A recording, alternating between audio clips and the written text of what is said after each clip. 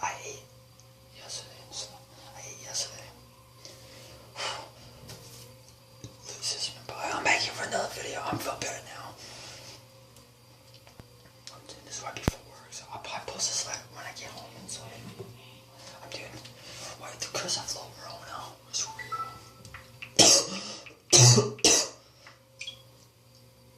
Okay, guys. So smash the like button, subscribe, and let's get to it.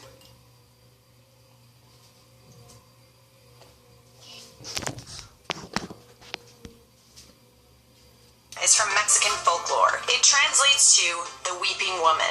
La Llorona is a vengeful spirit who cries as she looks for her children whom she killed. Her cries, if you hear them, are said to bring misfortune and death. There have been several sightings over the years, but no source for the story has ever been found. But what if La Llorona wasn't just a story? What if there really was a spirit stalking riverbanks looking for children to replace her own? In other words, what if the curse of La Llorona was real? Hello and welcome back to Life's Biggest Questions, the channel that imagines the impossible. I'm your host, Charlotte Dobre, and if this is your first time here, hit that subscribe for me. If you're a returning viewer, thanks for checking out another video. And one more thing, if you have an idea for a topic you would like to see on Life's Biggest Questions, don't hesitate to let us know in those comments. The story goes like this. A woman named Maria was known around her small village for her beauty, even though she came from a poor family. One day, a wealthy man traveled through Maria's village. He saw Maria and immediately stopped in his tracks. He was so taken aback by her beauty, he asked her to marry him, and she agreed. Maria's family was so happy she had found a wealthy man, but the nobleman's father was not so thrilled that he had chosen a woman who came from such a poor background. The wealthy nobleman didn't listen.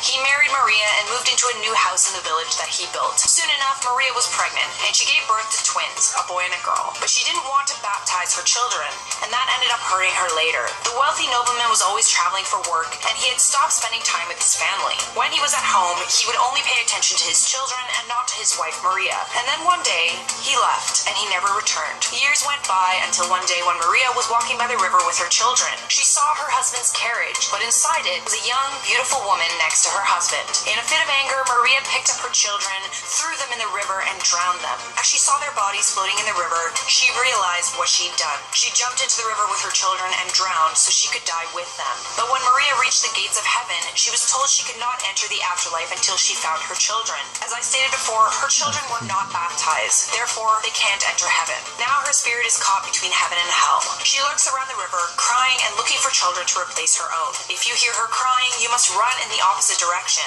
If you don't, her cries bring misfortune or even death. She has been known to kidnap children who resemble her own. The curse of La Llorona is told to children by their parents in Mexico and Guatemala to prevent them from staying out too late. The legend is especially told in regions of Latin America where mountain lions are active. It's said that the mountain lion's mating call sounds very similar to a woman's scream. Stories also told to children who misbehave to deter them from acting poorly. If you're bad, La Llorona will get you. But even though the legend is intended to keep children safe, that hasn't stopped people from seeing La Llorona over the years. People who claim to have seen her say that she appears in the evening or at night by lakes or rivers. She has long hair as dark as night. She wears a white dress and she crouches next to the creek as she sinks her hands in the water. Her face is said to either have no features or her features are elongated and look as though they are melting off her face. The story of La Llorona was even made into a film, and the cast and crew say that the spirit visited the set during the filming. They reported seeing strange supernatural occurrences. So if the curse of La Llorona was real, you can bet that there would be strict nightly curfews in place for any town or city that happened to be close to a body of water. This might have a negative effect on local fishermen who rely on bodies of water for their businesses. Towns and cities would have alarm systems in place that would be set off whenever a La Llorona sighting happened, or whenever her cries are heard. Children especially would be at risk, most specifically children who resembled La Lloronas. It's likely that families with young children would stay away from rural areas altogether. The families that decided to stay would be shunned by society. We know the spirit loves children and purposefully seeks them out. This makes life for other townspeople that much more dangerous. If La Llorona was real, there would be an influx in documentary filmmakers and paranormal investigators flocking to areas where there were sightings. Seeing as how hearing her cries brings misfortune or even death, this would be extremely dangerous. Anyone who happened to get the apparition on camera or even her cries are at a serious risk. And maybe getting La Llorona's cries on camera wouldn't be such a good idea anyway. Hearing her cries can be deadly, but if they were caught on camera, that could result in a ring sort of scenario where people who watch documentaries on her would be put at risk as well. If La Llorona was real, it would mean that spirits are real, and that would completely change the world's outlook toward the supernatural. It's likely we would see a shift where many would flock to religion and would try to use prayer as protection.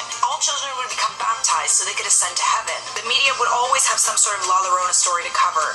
Journalists would put themselves at risk by visiting areas where she'd been seen. This could result in many deaths among the media community. After all the deaths and media-friendly, something would have to be done. But how do you destroy a spirit, or perhaps put her at rest? First, mediums would be sent to try and determine what La Llorona wanted, and priests would be sent to cleanse the affected areas. But all of these attempts wouldn't work. La Llorona's spirit will never be at rest until she finds her children and brings them to heaven with her. But she can't, because they're not baptized. The reason why she's caught between heaven and hell is because she's searching for them. So the way to finally put her at rest would be to find the remains of her children and baptize them. Seeing as La Llorona drowned them in a river, this would not be easy. But eventually, if La Llorona was real, then her children were real. So there would be remains to find. Once that happened, a baptism ceremony would be performed, and their spirits would finally be permitted to get past the gates of heaven. And then La Llorona would finally be at peace. For now, I'm Charlotte Dobre, and you've been watching Life's